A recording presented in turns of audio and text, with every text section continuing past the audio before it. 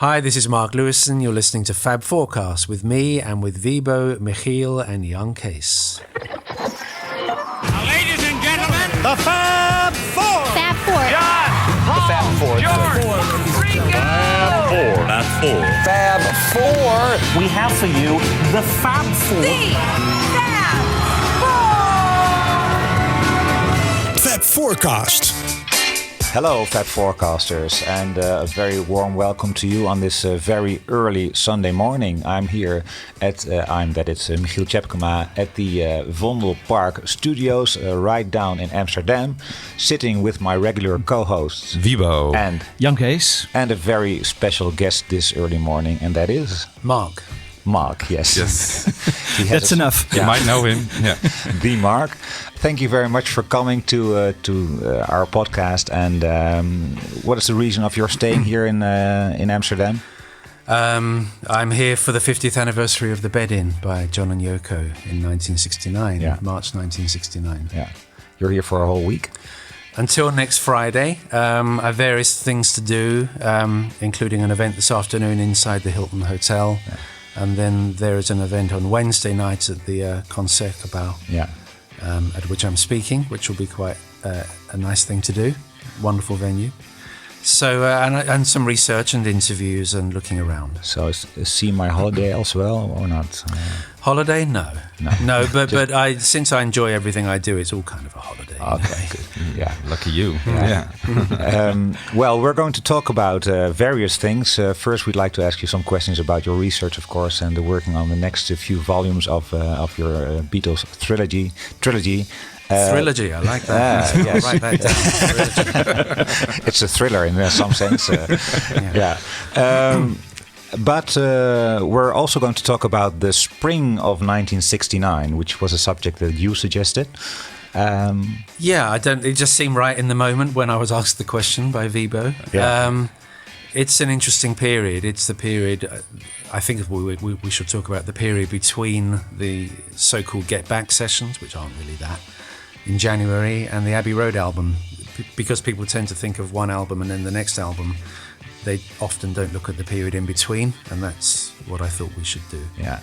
Well, one of our first questions would be that being a Beatles fan these days sometimes seems to require having a big house in the country, so you can easily store all kinds of extensive packages of reissues of all Beatles and solo material. Do you have one or several Beatles rooms in your house? What does your working place look like? For the last 36 years, I've been working for myself as a self-employed writer. And that has always entailed working at home. So my Beatles room or rooms is also a working space. The desk is the most important, the central bit. But of course, like all of us, I do have a lot of stuff. And it just mounts up and mounts up. And also because of the research I do, I'm constantly acquiring new things and bundles of papers and all the new books and releases that come out and old things as well. So I've run out of room where I am at the moment. And it's very full. That's about all I can say. It's ceased to be as functional as it needs to be because I can't always reach the things I want to get to. Are you also a collector of Beatle things, like the McCartney archive releases? Do you buy them, or do you get them, or listen to them? Not anymore. I was. I probably had every record that had been released that had a Beatles association, including all the reissues, up until about the turn of the century, maybe 1999, 2000, and then I started to be a bit more selective. And why? Why? Yeah, why? I just didn't feel the need anymore. I don't know. I think this is true for all of us. I think your interest evolves, and the things you want to collect, evolves. So when Paul brings out a new issue, I might buy it. I do have 2 or 3 of those, but I would have once made a point of having every single one, and now I don't. And Yoko and Sean are just reissuing the Wedding album as a box set. Yeah. Well, I do have the original, and the new one has white vinyl, but it's otherwise much the same contents. And it's about £90 in UK money. Whoa. And I'm just thinking, I could buy it, but do I need to buy it? Yeah. You know, when I bought the box set of Beatles Christmas records that came out on vinyl a couple of Christmases ago, I didn't even open it. It's still sealed. So why did I buy it? You know? I mean, if it had been... I mean, someone just sent me the files. That's really... Yeah. I mostly play computer files now because that's what you need for ease of reference. And do you collect bootlegs? I don't. I did collect bootlegs through the late 70s, 80s and into the 90s, but now I'm just interested in the content. I came to a realization a few years ago that it to me at least, it no longer matters what label is on it. So people talk about, has something been officially released or is it only unofficially released? Well, the point is it's been released. Whether it says Parlophone Apple or Capital or whether it says Yellow Dog or Swinging Pig or whatever, it's released. So as long as I have the content of the bootlegs, which I do, I don't need to own the physical product. But I do have a lot, of course, because you can't go through all these years of collecting without getting some. But I don't fastidiously get every one. Okay. And books? Books I do. Books I do still get every one, but they mostly they do go unread because I'm too busy writing my own books to stop and read other people's. Obviously, there are certain works you have to read, and I make sure that I do. But most of the books that are secondary now, by people who weren't present at events and haven't necessarily done their research very well, I buy them. That's the one thing I do still buy routinely, but I don't necessarily look at them. But what I have in total, and we all have, I'm sure, is an archive now. We all have archives. And we're all men of a fairly similar age. So there'll come a point not too long from now, 20 years, maybe 30 years, when our loved ones, our nearest and dearest, our children or grandchildren, will be wondering what on earth to do with all these Sell things. it. Right. Well, sell it, but everyone will be selling at the same time, so the price will be depressed. More to the point is, I think there's a need for a kind of central world archive of where people can donate their collections, and then there is this one place that kind of has everything, and it's a place where students in the future can go and find out what they need to know. Yeah. You have a vast archive yourself, of course, and I heard that in one of your recent interviews you said that would be one on my wish list, that there's an archive of my personal stuff. Absolutely. I mean, we all collect. I mean, it'd be nice to go around the room and find out who collects what, but my specialist area for collecting has always been information. And I don't have a set of Beatles autographs, but I do have lots of documents on which that they signed, and I have scans or photographs or photocopies. And that's good enough for me because I want to know what it says rather than to look at their signature. So my specialist subject is collecting details, and I have what I'm sure is the world's greatest collection. I mean, because nobody else has had the access to things that I've had. And I do it professionally, you know, I'm out there all the time, constantly looking for bits of paper. And there's a lot to be found. So it's important that what I have and what I've been gathering for 40 odd years is maintained as a collection after I've died. And that it goes somewhere where it can be accessed, because I'm collecting it for a purpose at the present, which is to write these books. But ultimately, when the books are written, it's got to stay together as this just huge body of knowledge, which I'm only skimming the surface of. And it should be publicly available. The internet is the obvious way of getting it out there to people, but I don't know how it would be done. It's such a vast archive. And it's in every format, every possible format you can imagine. And it needs organising. So, but it should stay together. And I've been looking. I talked to the British Library about taking it, but I didn't like the way they were going to handle it. They were going to break it up, and I think it should stay together as a room where people can go and sit at a desk and get things out and read them and make notes from them. And so I'm waiting still for the right university or academy of some kind or library to get in touch and say, we're interested. You just said 36 years that you've been writing about the Beatles. When was the moment that you decided, I'm going to study the Beatles for a living? Well, it was kind of 36 years ago. I had a job at a magazine in Britain called Music Week, which is the British music industry's trade magazine, like the British version of Billboard. but not as good. And I left that job, and I wanted to write this book about the Beatles' live appearances, which I had been researching since I was 4 years before that, when I was 21. And I thought I would just do that and finish it and get it out there and then go and get a real job, a proper job. But quite quickly, in fact, on my very last day at Music Week, I took a phone call from the writer Ray Coleman, who was writing his 2-volume biography of John Lennon, and he asked me to be his researcher. So as soon as I was out there on my own as a freelance, I had work from Ray, and then I was doing my own, what became The Beatles Live, my first book. And I just didn't stop, because one thing just led to the next. And then I did the recording sessions book, and then I started working for Paul McCartney. And quite quickly I realized it was my job. I didn't have to go and look for a real job. I had a real job. It was being a freelance Beatles expert, which I hadn't and expected could exist. No, I didn't think there was such a job out there, but I kind of just made the job happen. And I've been doing it ever since. Yeah. Well, we have all read Tune In and enjoyed every single page and every single footnote. But in what way is writing on the next 2 or maybe even 3 volumes, you said might be 3, is that different from the first one? The first book, Tune In, I'm not going to undersell how great the challenge was. It was an enormous challenge on every level. It stretched me in ways I didn't know I could be stretched. But as the writer, you set your own parameters, and I set the bar very high as an achieve. What I wanted it to be and what I wanted to achieve, and then tried to jump it, and I think I did.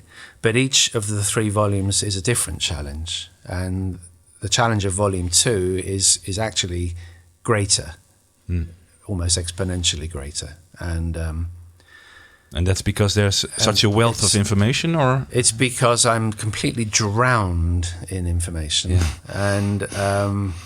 and context and events that were happening simultaneously in different parts of the world that all need to go in, and because it's such an all-encompassing book, because I include everything that needs to be included for the sake of interest.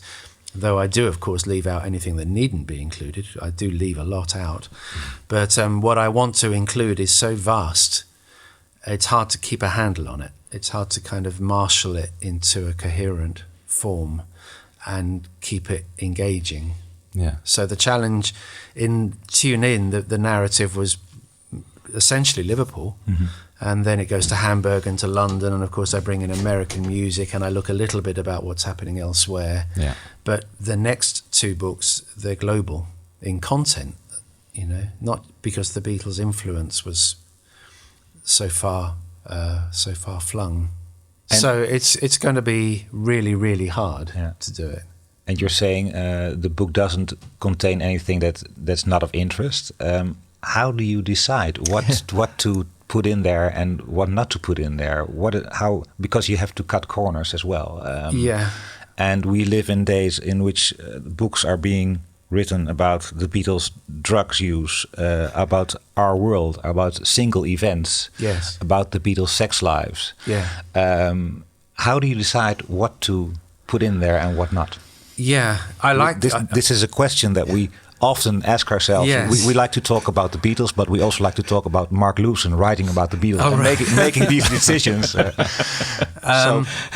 I've always just had a sense of what I think the reader will want and what I think the reader won't want, and it's really based on my own parameters of where I'm interested and where I think no, it's a detail, but yes, it's a detail, but it doesn't add anything, it doesn't take it anywhere.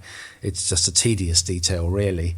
And you have to be aware that you can drown the reader in too much. I do give the reader a lot of detail, but there are other writers who like to think of themselves as stylish wordsmiths, and they make the sentence mellifluous and flowing, and it doesn't necessarily say very much. I like to use, because I wasn't present when these events were taking place, I like to use the detail of the research to take the reader to the event that occurred, onto the street, into the club, into that house or into that meeting, or into that session, even though I wasn't there, I used the detail to take it there. And I guess I just have the ability to see how the detail can be used in a way that engages the reader rather than bores the reader. And I mean, we all have a set of skills, and that just happens to be something I can do. And it lends itself perfectly to the challenge. Yeah. I mean, I've said this a few times, but there's a huge number of things in this life that I can't do. You know, I can't put up a shelf. You know, I don't do any DIY. I can't repair my car, and so on. But all the skills that I happen to have been born with are perfectly suited to researching and writing the Beatles' history. Yeah. I've got an inquiring mind. I have a sense of where to look. I know how to marshal information, and I know how to write it in a way that engages. But that's it. There's not much more I can do in life, but they're useful for this project. Yeah. So engagement of the reader is one of your primary focuses. Yeah, absolutely. Yeah. Yeah, I mean, I want these books to be, you know, strong page turners. I want the reader to be gripped. And also I found as I've got older that I do have a nice writing style, which I didn't have to begin with. My early writing was poor. But, you know, you're a mug if you keep doing it and don't learn something. So I've learned. And now I can write a good sentence. And I spend a lot of, I don't spend a lot of time on it, but I spend energy on getting the rhythm of a sentence right. And the word, you know, quite a lot of alliteration to, and don't overuse it, but just to, you know, put some like-minded words or similar sounding words into a sentence, to make it engaging in that way as well. So are there other authors that serve as an inspiration for you in this respect? I always loved, in the Beatles field, Derek Taylor. I can't write like Derek Taylor. I tried to write like Derek Taylor. I did, when I did an essay to introduce the Wingspan album for Paul McCartney in about 2002. It was just a short introductory essay about what Paul did after the Beatles. He did all this, and on one page. And that was kind of an attempt to write like Derek Taylor, but he was much better at it than I am. So this year, last year, 2018, I reread As Time Goes By because it was reissued. And of course, I didn't need it to be reissued to reread it, but because it was reissued, I did reread it. And it was just, you know, I just marveled at his ability to write so beautifully and to convey his thoughts so wonderfully. But he wasn't trying to do what I'm doing, which is fill a sentence with the colour of a moment. He was giving you the flavour of the moment instead. Yeah. And there's a slight difference. So there are a lot of great writers out there. But also because Beatle books are now being written by enthusiasts, and I count myself as one of those, although I'm a professional writer too, the writing style isn't necessarily so good, but you can forgive that. I mean, The Beatles and Drugs is a subject that should be a book on its own. And I'm happy, I like the way that single aspects of the Beatles story are now becoming books in their own right. Yeah. You know? How do you work? Do you take a subject and then collect all the information and then write about it, or how do you work? Well, because I started this trilogy knowing I was going to be seeing it all the way through to the end, I've always just been open to anything I can get about any aspect of the story that comes along at any time. A lot of things come up that, you know, someone will have a piece of paper or a set of documents or some recordings or photographs or whatever it might be. You just have to get it while you can and process it so that you know what you've got and how to find it if you need it. All of which takes a lot of time. You know, people think I'm sitting there writing all the time. Often I'm just processing what's coming in so that I can use it properly. And that's separate from digesting it, which is a whole other issue. So I just tend to be out there with my arms wide open, just kind of harvest as much as I can on anything that happens. So we've had all these anniversaries through the 60s, and because when there's an anniversary, there's usually a lot of things that happen around it, events and exhibitions and re-releases and new issues of, you know, new recordings and so on. I have to stay in that moment too. So when the Pepper anniversary happened in 2017, I had, even though I was working on volume 2, which doesn't cover it, I went into Pepper mode because I just needed to absorb it all, so that when I'm writing about it, I've got everything that there is, as opposed to, why didn't I grab that thing while it was out there, you know? And now in 69, you know, I've just spent the last week immersed in John and Yoko's bed-in, researching the bed-in. People might say, people who don't understand, to be honest, that the method of writing these books might say, what are you doing in 69? You should be writing volume 2. But all my thoughts and all the things that I'm grabbing now, because they're suddenly momentarily available because of the anniversary, are in the 1969 folder. So when I do come to write about it, I've got them all. And I've got all my thoughts, and they're already processed, and then I'll just more or less drop them in. So it's just saving time later to do it now, but taking advantage of the opportunity to get what you can when you can. Yeah. So there's not as much methodology to it as I'd like, because a lot of it is just trying to make sure that I get everything and don't miss anything. You know, and that extends into the 70s as well. Yeah. We all grew up reading the complete Beatles recording sessions, which is a Beatles Bible for all of us, I think. And last year you tweeted something about this, saying, my book, Beatles Recording Sessions, is 30. Happy birthday, oldie. I know how much it has meant to people, how it has enlightened and inspired. But to me, it's become embarrassing.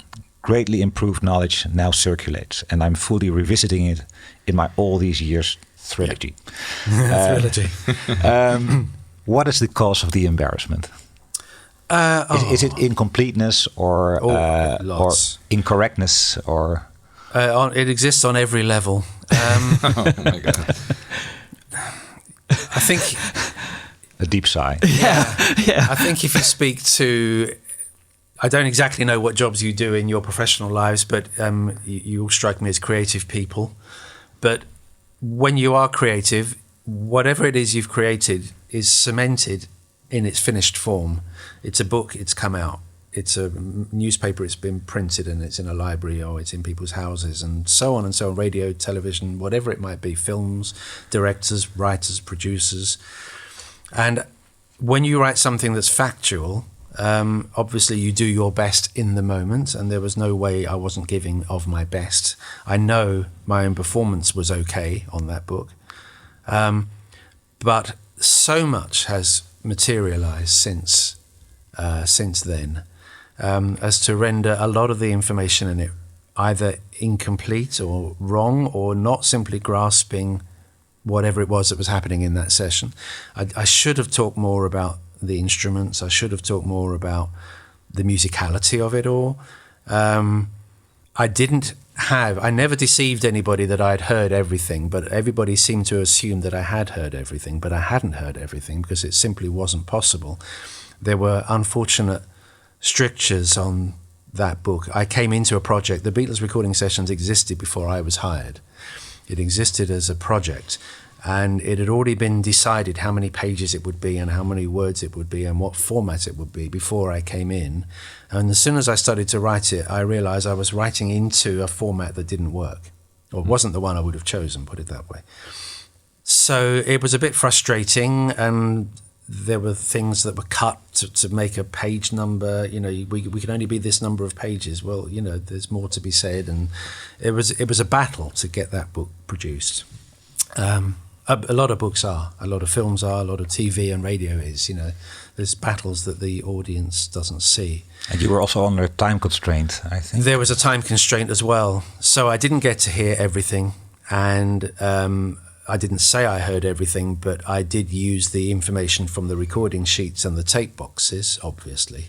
But now that we've got like the Sgt. Pepper box set that Giles Martin did, and the White Album box set that Giles did, and the Abbey Road one to come, and hopefully also Let It Be, my stuff is exposed now as being inadequate. It was okay for the time, but it's now quite inadequate, and I wouldn't urge anyone to look at that book, really, for their information. I think it's been done much better by Doug Sulpy and John Wynne and Chip Madinger, and anyone who's there's Steve Lamley and other people who have done, with the aid of bootlegs and reissues, most people can now hear more than I heard at the time. So, and because I was only in my late 20s, I wasn't yet a good writer. It was okay. But I look at the writing and I go, oh God, I would never write that now like that, So it's a bit like showing someone their old painting or something like that. It's just, to me, it's just like, oh yeah, I know you like that book, but I don't want to look at it. That's how it is for me. And what I said in that tweet is true. It's already in TuneIn. You'll notice in TuneIn that when there's a recording session, it's got a separate entry. It's still part of a flowing narrative of what's gone. It joins with what's gone before and carries on with what follows. But it's a separate, self-contained recording session entry, really. And ultimately, when I've done volume 1, 2, and 3, or maybe even sooner, that stuff can be extracted, and then it'll be a recording sessions book that I'm really proud of.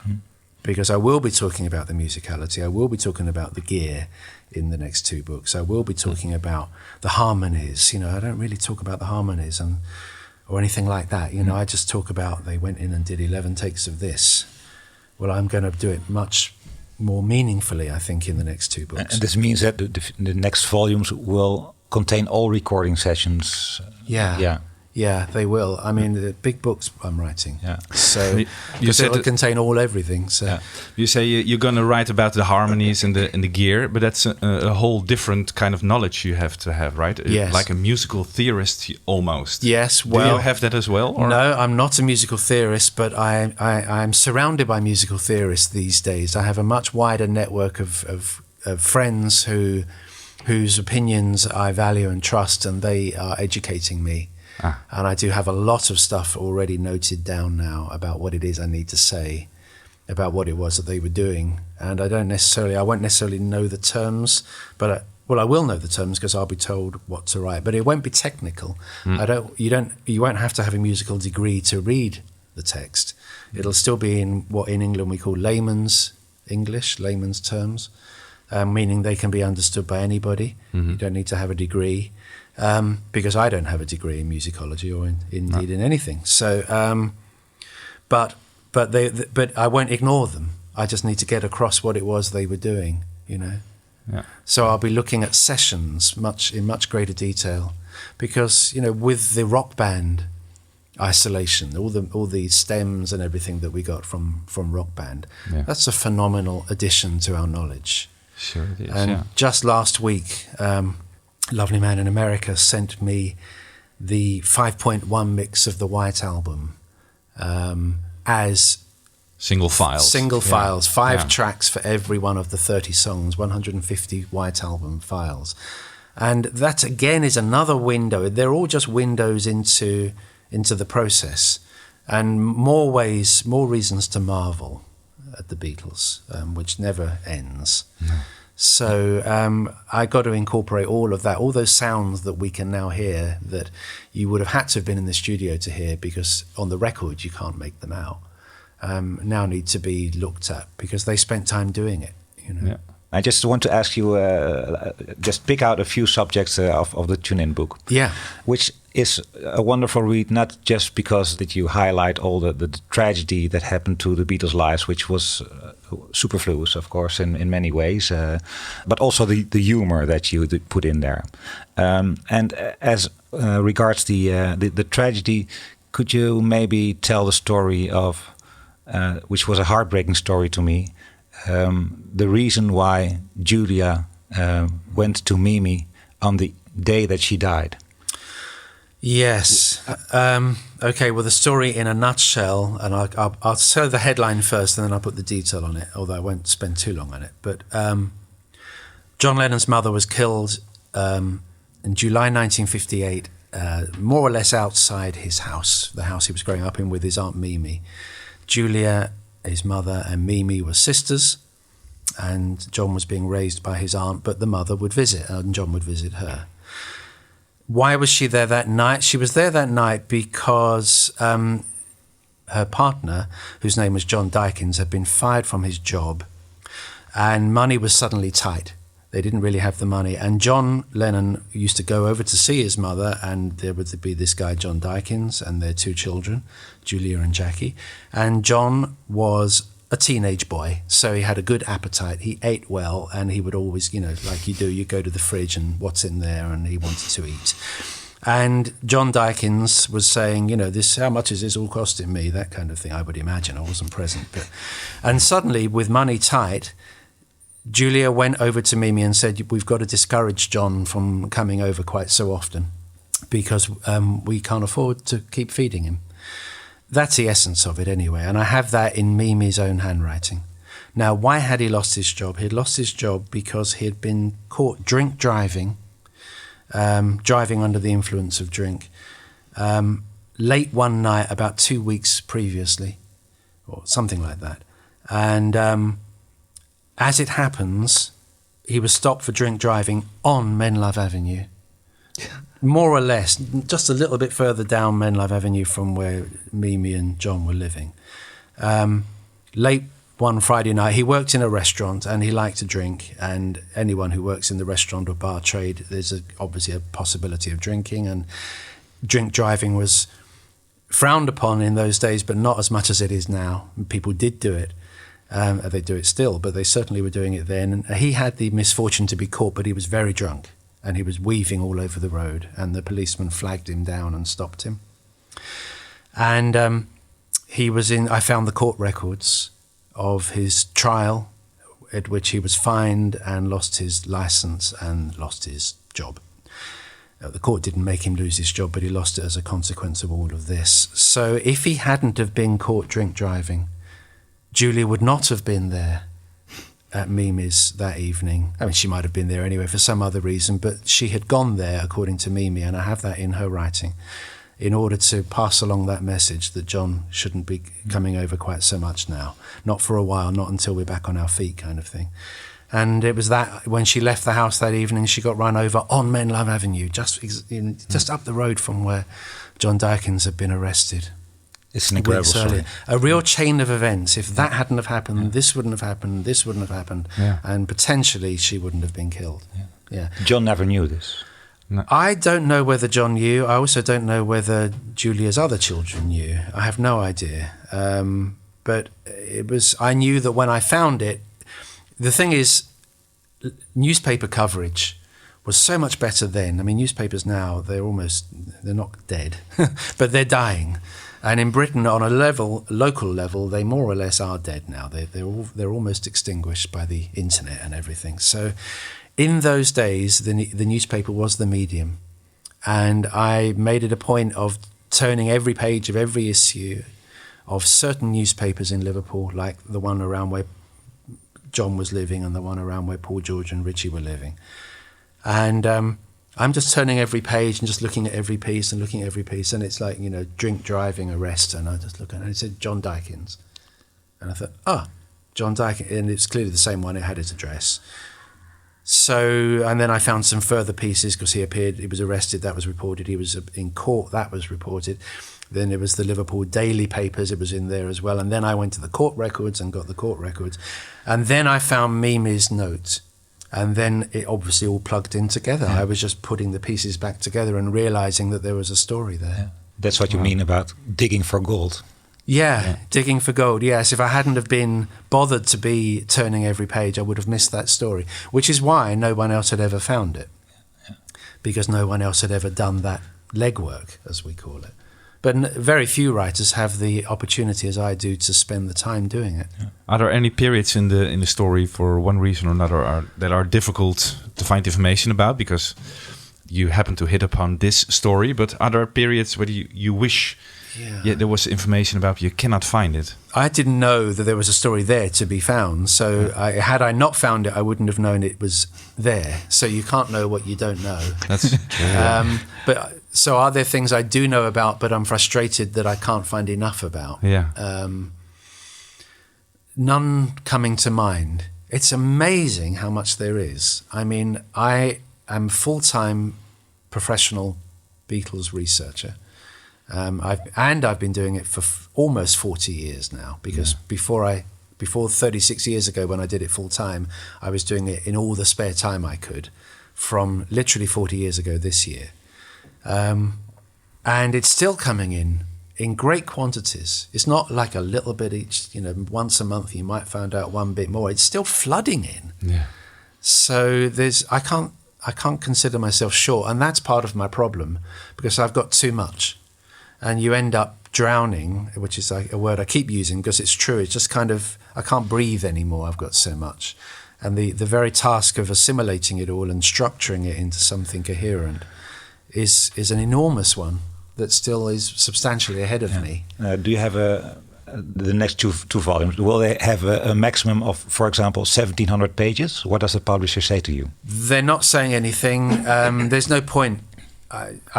One of the things that I've learned from the Beatles, and the Beatles, they entertain us, but they can also educate us, and that is to don't think things before you need to think them. The right answer will present itself, and so on.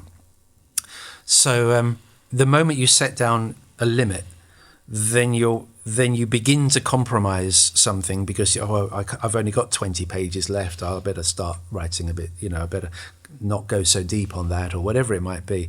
So I much prefer just to write, and at the end we'll see how long it is, and then we'll decide what to do. And hopefully, as in the case of the extended edition of Tune In, the publisher just went, that is long, but actually we'll publish it. We will publish it. And I don't know that 1,700 need be a limit. There's no reason why it should be. We just talked about the tragedy, but also the humor in this book. There's of course the humor of the Beatles themselves, which is great. We learn about how John used to spit in sandwiches when he was working in the restaurant of Liverpool Airport, was it? What is now Liverpool John Lennon Airport. He used to. They gave that the name, the John Lennon Airport, and the hotel where he actually worked is the John Lennon Hotel, without knowing that he was ever there, working there, which he was briefly. And he boasted when the Beatles were going back to Liverpool in July '64 for their grand civic reception. He was boasting to Derek. John was boasting to Derek. Don't eat here because don't eat a sandwich here because I used to spit in them, as if that would make any difference to the sandwiches 6 years later. But and because he sold it to Derek and Derek put it into 50 Years Adrift, I've got it. Okay. Suddenly that bit of knowledge becomes available. Okay, that's a great story. One other story that really had me laughing out loud was the great story of George Harrison on his last trip to Hamburg. He's writing to a female fan, Sue Cement Mixer. Yeah. And she offered him to wash his car. Can Yes. you read the letter from here? Sure. Okay. So this is Sue Cement Mixer, whose name was Sue Houghton. Lovely woman who I'm still in touch with. So this is Sue talking to me. A letter arrived at my house from Hamburg and I recognized George's writing. I thought he'd be saying, please don't bother my parents. The history there is that she had gone round to visit George's parents while he was in Hamburg. I thought he'd be saying, please don't bother my parents, but no, he'd phoned home. His mum had said Sue Cement Mixer had been around. She told him my offer to wash his car, and he sent me a long letter with a 7-point instruction about how to clean his Anglia and when to clean it, about the 8th of January, just as they were getting home from Scotland. It was a great letter, 3 pages. I was to wash the car inside and out with warm soapy water, polish it with 2 separate dusters in a circular motion, vacuum the carpets, do both sides of all the windows, everything. He timed 2 tea breaks into my schedule, and the 7th and final instruction was proceed to 24th Lynn Road with about 6 buckets full of dirty, muddy, greasy water, where a shiny Ford Classic will be seen. Spread the contents of the buckets evenly so as to leave a nice film of muck over the car. He was suggesting I dump his dirty water on Paul's car. Yeah, That's great. yeah. Who had interviewed Sue Cement Mixer before? No. But when Paul was on Desert Island Discs in 1981, he chose Searching as one of the songs he wanted to take with him to this desert island, and told a story of the fans in the cabin with making requests, sing Searching Paul and all of that. Because Paul does great Liverpool Beatles fan voices, and all the Beatles did, but John and Paul especially. And sing Searching Paul, and he talked about groups of fans like the Cement Mixers and the Wooden Tops, and from that moment on, it was just like, I wonder who those people really were. And I ended up meeting this woman, Sue Houghton, who was Sue Cement Mixer. And she signs off her emails to me, SCM, Sue Cement Mixer, Buckets of Love, Sue Cement Mixer. And she's great. And people like that have really strong, direct, original, true stories with letters like that from George to back it up. And you're getting the real thing from these people and not just some tired old regurgitated memory from someone who wasn't really there in the first place. There was a documentary on the Beatles on BBC4 television Friday, 2 days ago, just before I left for Amsterdam. And I shouted at the screen almost all the way through because it was just so wrong. People talking rubbish and people claiming things that aren't true. And then there's people like Sue, who would just be a brilliant interview in a program like that, and no one ever asks her, except that I found her and I'd asked her. So that's why it's so fresh, this stuff, because it's not something you keep hearing over and over. And there's the humor of the Beatles, but also I think the humor of Mark Lewisohn in the book, which I like very much. 2 examples. One example is from the book, the chapter dealing with the Nurk twins à Paris. This is where they first saw the Pierre Cardin round neck jackets. This is where they looked for but didn't find half boots. And they just wanted to look like Jürgen Vollmer, who was with them. And they stayed in their hotel room at the Rue de Beaune. At this Rue de Beaune, there was also a concierge keeping an eye on them, since she did not want Jürgen to receive night visitors. But in the day, you write, it was a different story. Jürgen cut John and Paul's hair. And then you write, in a deadpan style, the Beatles' haircut was born that afternoon, perhaps 12 or 13 October 1961. In the tranquility of 29 Rue de Beaune, a narrow side street shaded by tall buildings. The quiet was pierced the following morning when the concierge discovered the debris under Jürgen Vollmer's bed. She would not be the last to scream over the Beatles' hair. Yes. Yeah. It's you don't have to say anything. It's just so funny. Yes. I will tell you that one of the most important interviews in Tune In is with a man called Derek Hodkin.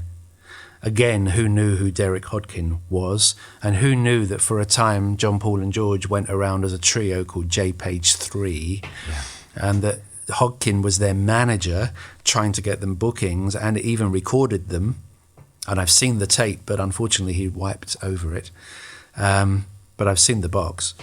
So I tracked down Derek Hodkin because I wanted to speak to him. Obviously, he was the manager. He was a manager in the chain from, we know about Alan Williams and we know about Brian Epstein and Nigel Walley, who was kind of quarryman. But there was another manager. In fact, there were also 2 girls who managed them briefly, and I found them too.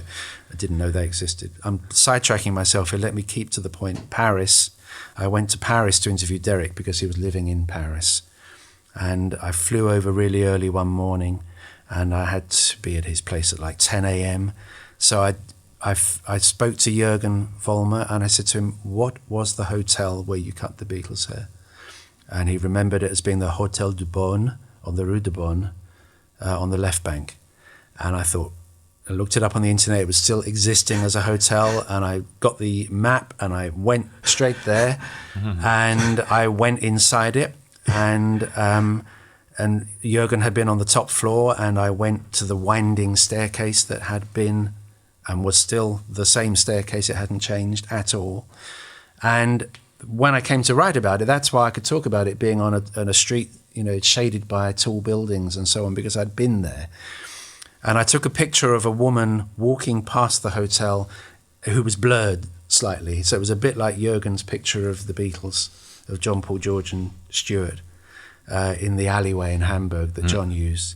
And I sent it to Jürgen saying, thank you for telling me. And here's a kind of, I didn't explain it, but he understood right away. It was a kind of parody of his picture. And so that gave me a good relationship with Jürgen as well, because he thought, he's interested enough to go and do that. So I love to go to places. I love to go to most of the places I write about, I've been to. Yeah. and it helps. Because we were in Hamburg at the house of Astrid. Yeah. And the only one who visited that house was you.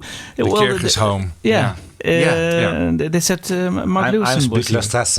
Did they say that? Yeah. I didn't know that they knew who I was or anything I was doing, but I did. I did get right up. You know those astonishing pictures of Stuart painting in the attic, and then John and George standing right where their great friend had been. Yeah. Just after he died, I'd stood right there. I've been in that space. Yeah. Yeah, us as well. Jan Kees is rang the doorbell and we could come up. And You did? Yeah. Well, it is special, isn't it? Yeah, special. It is Yeah, really. special. This was the evening we missed the Ringo Starr concert. He cancelled it, but Right. we think we had a better time at the at his house. Yeah. Well, Do you I- take I'm not- pictures? Do you take pictures? Yes. Yeah. Yes, I do always take pictures. Oh, yeah. Yeah. I'm not a descriptive writer in that I want to write about, the billowing curtains or anything like that. I don't believe. I think those are wasted words in a way. But I think that for me, if I've been to a place, and I have been to most places, many places associated with the Beatles, when you come to write about it, because it's in your head, because you've been there, somehow it gets into the writing anyway. And in the case of the Rue de Beaune, I could actually describe the street. Yeah. Which of course you can do by Google Maps these days. But I did it yesterday. It's still a very scruffy hotel. Oh, is it still open as a hotel? According to Google Street View, it is. Oh well, good. I think it's the Beatles haircut changed the '60s for much of the world, and it was born there in that place. I think they should have a plaque on the wall. Yeah. I really do. Well, that concludes part 1 of our interview with Mark Lewisohn, in which we discuss his writing and research of the Beatles' history. We hope you enjoyed it. In the next episode, that will be twice as long, we will talk to Mark about the spring of 1969, roughly the period between the end of the Get Back sessions and the official start of the Abbey Road sessions. So, check out the next episode. It's fascinating, as always, when Mark talks about the Beatles. Bye-bye and see you in the next one, episode 119. Fab4Cast.